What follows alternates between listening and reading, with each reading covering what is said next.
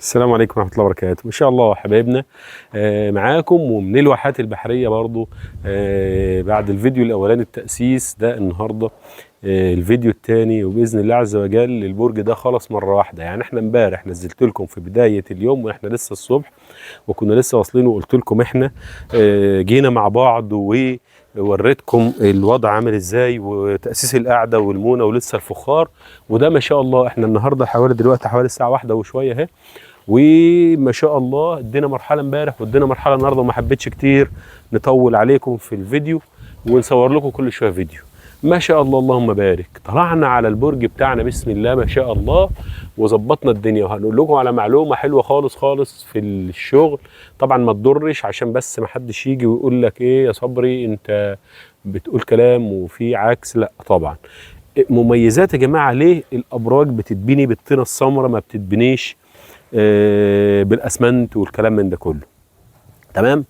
احنا بنعمل حاجه اسمنتيه في الشغل عشان حاجات معينه، دي لها عده عوامل، بس الاصل نديكم المعلومه. ليه البرج بتبني بالطينه السمراء ده اهي، اللي هي الشربه او الصعيده بيقولوا عليهم الخارط او الترى او الطفله السمراء او الراتش، كل منطقه ولها لهجتها يعني في المسمى بتاعها. تمام. طبعا التراب مع التبن مع الفخار، اللي الفخار اصلا مصنع نفسه من الطين، بتيجي تبنيه بيجي فاكرين الناس اللي حضرت البيوت بتاع زمان او اهالينا او جدودنا قالوا لنا حكوا لنا عنها. طبعا ما شاء الله اللهم بارك، بتلاقيها في الصيف تكييف وفي الشتاء سبحان الله دفى، تبقى عاوز يعني مش عايز تخرج منها. ما شاء الله اللهم بارك. فعشان كده احنا الفخار دايما، طبعا لو انت اشتغلت البرج بالاسمنت صافي تمام، يجي في الصيف تلاقيه يسخن، الزغاليل بتاعتك يعني حر عليها في البرج. في الشتاء كذلك تلاقي تلج برضه، لو في بيض بيبوظ من الرطوبة العالية وكلام من ده كله. فاحنا هنا طبعا ده يعني انتوا حتى العلم الحديث في التشطيبات اللي هي بيوتنا الجديدة ربنا يوسع عليكم وعلينا جميعا، بقوا بيحطوا طبقة عازلة ما بين الأسمنت وما بين البلوك أو الطوبة الحمراء، بيحطوا اللي هي الفبر. الفبر ده خدوه من الشغل البدائي بتاع زمان اللي هو ده هوت النهاردة. الفبر دي عازل من الحرارة والكلام من ده كله. تمام. كذلك احنا بقى التبن مع الطينة كذلك هو عازل، يعني خدوا الفكرة دي العلم الحديث لما يعني خدوا فكرة التبن اللي هو تبن القمح ده اهو. تمام. ما هو ده التبن اللي احنا ايه، التبن اللي احنا بنحطوه مع الذرة بقى عشان الكاميرا والعفرة، ده التبن احنا بنحطوه فين؟ تبن القمح كلنا عارفينه طبعا. تمام. التبن ده بنحطوه فين؟ بنحطوه مع الطينة بيتخلط. تعالوا كده مع بعض واحدة واحدة هنا قريب شوية. ماشي. ما شاء الله. هندخل برضو البرج مع بعض ونتكلم معاكم جوه شويه. ماشي. مبدئيا يعني الجو دلوقتي احنا في الواحات البحريه والجو دلوقتي نار. تعرف مجرد انا ما دخلت البرج والله ما شاء الله تكييف رباني، طراوه حاجه ما شاء الله غير عاديه. تمام. طيب يبقى التبن مع الطينه او الخرط او الشرب او الرتش او ايا كان اللهجه بتاعت حضرتك، بيعمل زي تنفيذ خفيف في المكان ويرطب ويعكس درجة الحرارة اللي بره. هو سبحان الله التكييف رباني. طيب أنا هنعمل البرج بتاعي وهنخلصه مرة واحدة. تمام.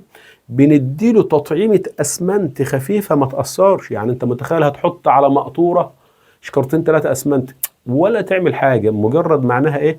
إن بتخلي الشغل دي للأمانة بقى، أنا بقولها أمانة مهنة مش أكتر، دي بتخلي الشغل يشد معايا ويستحمل ان انا ممكن اخلصه معايا، يشيل ويقدر يشدد المونة معايا بسرعة. طب هل اللي انت بتحطه ده هو يضر الحمام؟ لا ما يضرش، لان ده حاجة ولا 1% من كمية الخرط او الترابة مع التبن اللي عاملها، ما تضرش ابدا. ده حتى انت النهاردة في شغل النقاشة طبعا اللي هي البلاستيكات، في حاجات فيها تبن اصلا، وانا اشتغلتها في السعودية بايدي وعارف الكلام ده. تمام. طب دي حاجة.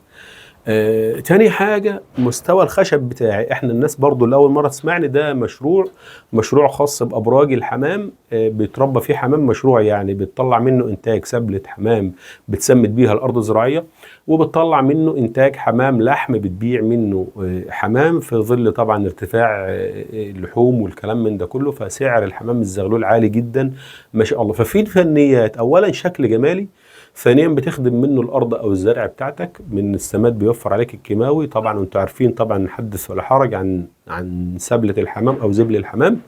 تالت حاجة كمشروع لحم بيع حمام منه. تمام. عندي 3 فوائد منه. الاولى يعني الاصل عندي بيع الحمام، تاني حاجة للأرض بيوفر عليك كيماوي، تالت حاجة والمهمة بقى يعني الناس اللي بتحب الجمال، شكل ريفي جميل، حاجة ما شاء الله اللهم بارك. تمام. بالنسبة للفنيات في الشغل دايما وبنكرر، أنا دايما لما بنخلي الباب بتاعي باب مستريح في الدخول والطلوع، ومستوى الخشب في المرحلة الأولانية ما يخبطش في راسه. شوف أنا واقف تحت الخشب ما يروحش ويجي تحت مني. ودايما لما تيجي تشتغل اشتغل بالفخارة الكويسة، الفخارة العالية اللي هي يعني ليها عوامل في صحة وأمراض الحمام. ده ما ينفعش نقولها على العام، معلش كلمنا على الخاص أو في رسالة على الواتساب هشرح لك حاجات كتير تخص الفخار.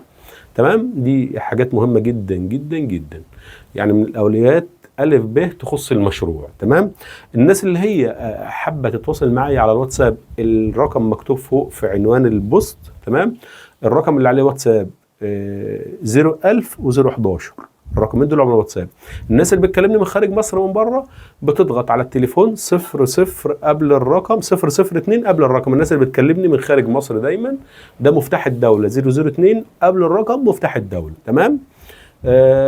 دي حاجة. طبعا ارقام التواصل 01000 739 728 3 وحايد 858 30 31، دول الرقمين على الواتساب. 012 74 71 65 99. طبعا انا موفر ال3 شبكات لبعض الامور، ان هي مثلا احيانا بنكون في مناطق صحراويه شبكه مثلا فودافون فيها ضعيفه، فبيكون في تواصل مع اتصالات او بيكون في مع موبينيل كذلك. كل واحد النهارده باقاته، عامل موبينيل عامل اتصالات عامل، فاحنا دايما بنحاول ان احنا يعني مش معنى كده ان مثلا خطوط وكده وارقام لا، وبنرد على كل الناس. وعندك استفسارات، عندك اي حاجه محتاجه معلومه مني، سواء هتعالج حمام، سواء محتاج حمام، سواء هتربي، سواء هتبدا مشروع، سواء نصايح، ايا كان محتاج مني اي نصيحه كلمني، انا معاك في اي حال من الاحوال. ارجع لي ورا كده وهات لي البرج من بعيد شويه، ما شاء الله اللهم بارك. بص حمادة كمان الباب بتاعي انا واقف فيه، بص مستريح ازاي.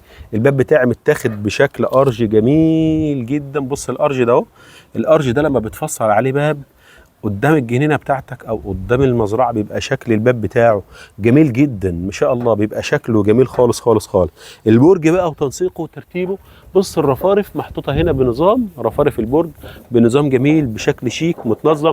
حتى فتحات البرج انا بنحطها في البرج بتبقى محطوطه معايا بشكل مميز، بشكل جمالي، بشكل ان انا يبقى هادي.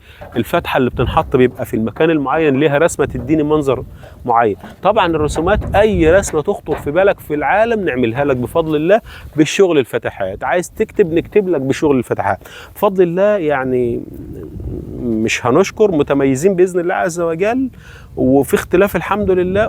ولازم لابد لابد لابد لابد من الامانه. ربنا يرضينا ويرضيكم. اسف طولت عليكم، هتنتظروا الفيديو الثالث للبرج دوت ان شاء الله بعد التشطيبات.